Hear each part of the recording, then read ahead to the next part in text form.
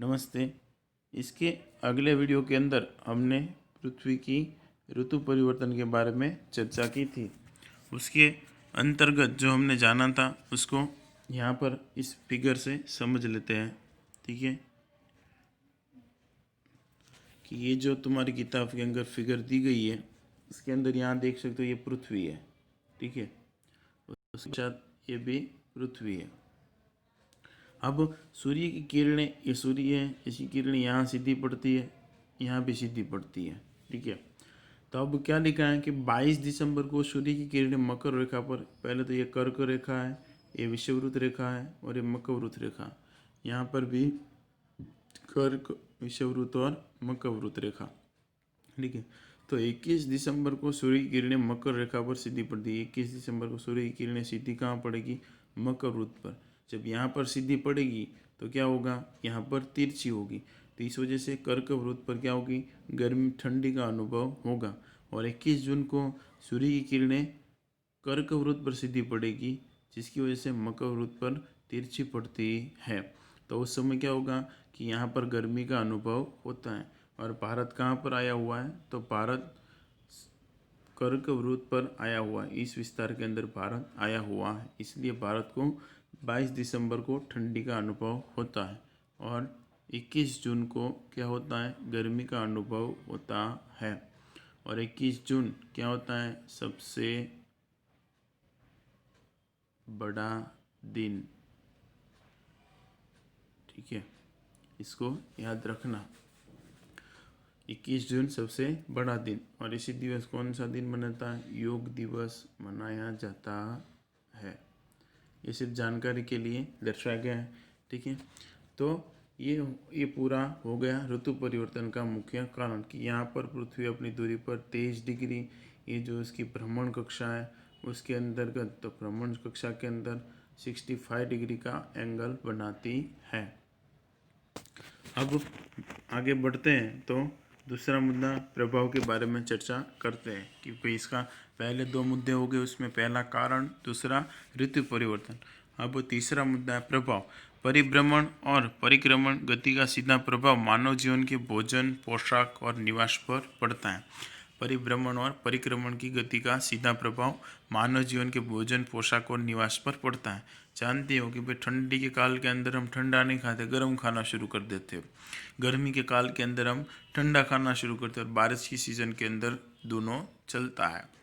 और पोशाक के अंदर तो ठंडी के अंदर हम गर्म और मोटे कपड़े पहनते हैं, जबकि गर्मी के काल के अंदर कौन से खुले और जो एकदम पतले, ठीक है, सूती कपड़े पहनते ताकि गर्मी का कम अनुभव हो।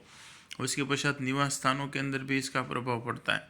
निवास स्थानों के अंदर कि भाई जो हमारे सीमेंट वाले घर हैं और गाँव के अंदर के जो मिट्टी गोबर सब बने हुए घर हो, तो उनके अंदर क्या होगा कि सीमेंट के घरों के अंदर गर्मी का अनुभव ज़्यादा होता है, जबकि गोबर और मिट्टी से बने घरों के अंदर गर्मी का अनुभव कम होता है। जबकि सीमेंट वाले घरों के अंदर ठंडी का भी अनुभव ज़्यादा होता है, क्योंकि पूरा का पूरा घर जो होता है ठंड होता है। तो इससे क्या होगा कि भाई परिक्रमण परिभ्रमण के कारण सीधा प्रभाव मानव जीवन के भोजन, पोशाक पर पड़ता है।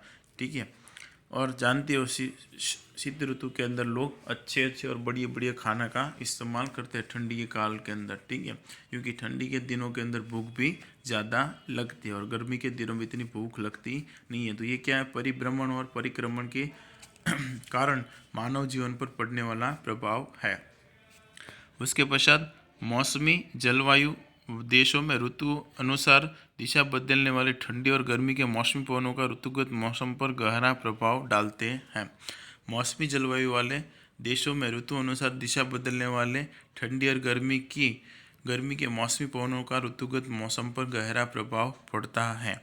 कि भाई जो मौसमी पवन है कहाँ से आते हैं? कि भाई अरब सागर और बंगाल की खाड़ी से गुजरते हैं। तो कभी कभार क्या होगा कि समुद्र के किनारे पर लो कंप्रेशर या हाई कंप्रेशर होता है, प्रेशर ज़्यादा होता है। अभी तुम लोगों ने शीतकाल के अंदर देखो तो प्रेशर ज़्यादा रहेगा, तो क्या होगा?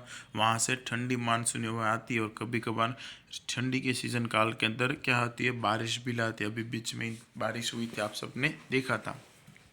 तो ये सब उस विस्तार के अंदर मौसम का अनुभव कैसा होगा वो किसके ऊपर आधार रखता है? मौसमी पवनों के ऊपर उसका प्रभाव रहता है। ये प्रत्येक ऋतु के मौसम को विशिष्टता प्रदान करते हैं, इसलिए इस जलवायु को मौसमी या मानसूनी जलवायु कहते हैं। और ये प्रत्येक ऋतु के मौसम को विशिष्टता प्रदान करते हैं। क्यों? क्योंकि गर्मी के काल के अंदर मौसमी पवन कैसे रहते हैं? गर्म रहते हैं। गर्मी के काल के अंदर सूर्य के कारण क्या होता है कि एक तो नीचे धरती भी लावा भी भरा हुआ, तो ज़मीन गर्म रहती है, और ऊपर से सूर्य की किरणें भी सीधी पड़ती है, तब भी ज़्यादा गर्मी बढ़ती है, जिससे ज़मीन में से उठने वाला जो ये गर्म जो हवाएं हैं ठंडी होती है, लेकिन पृथ्वी के ऊपर से गुजरती है ज़मीन पर से, तब क्या हो जाती है? गर्मी हो जाती है। इसलिए गर्मी के काल के अंदर गर्मी का अनुभव होगा। उसी प्रकार ठंडी के सीज़न काल के अंदर वही मानसूनी हवा कैसे रहते हैं? ठंडी रहते हैं, और बारिश के काल सीज़न के अंदर बारिश लाते हैं। तो इस प्रकार प्रत्येक ऋतु में मौसम को विशिष्टता प्रदान करते हैं, इसलिए इस जलवायु को मौसमी या मानसूनी जलवायु भी। दूसरा नाम, चौथा मुद्दा क्या हो गया कि दूसरा नाम क्या है ऋतु परिवर्तन का? कि मौसमी जलवायु या मानसूनी जलवायु भी कहते हैं। तो ये पूरा पोर्शन हो गया जलवायु का ऋतु परिवर्तन का।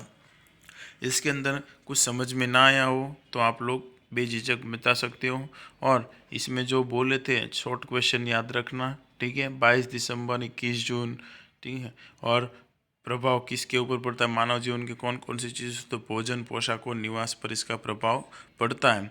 तो इतना याद रखिएगा। आशा रखता हूँ इस वीडियो के अंदर समझ में आया होगा। इस वीडियो को सुनने के लिए धन्यवाद।